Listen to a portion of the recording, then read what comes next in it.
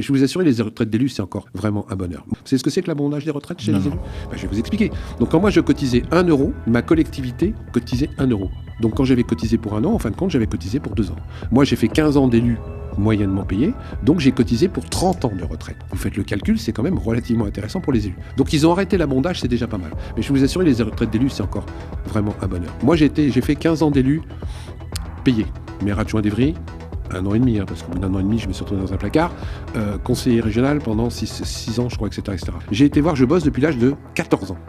14 ans, je bossais dans le syndicat du livre, dans la mine, dans la presse. J'ai été voir pour ma retraite, j'ai quasiment autant de points Ircantec avec 15 ans d'élus que de l'âge depuis 14 ans que je travaille. Je dis, vous n'êtes pas trompé, madame ? Non, non, c'est ça. Je vous assure que la retraite des élus, c'est vraiment un bonheur. Et la retraite des parlementaires est particulièrement intéressante parce qu'elle est hyper intéressante, en plus elle est cumulable. Donc faites le calcul, les gens ne le savent pas. Mais quand vous avez 50 mandats, maintenant c'est plus le cas, mais quand vous avez plusieurs mandats, vous cotisez sur plusieurs mandats. À la finale, ça compte et ça s'additionne.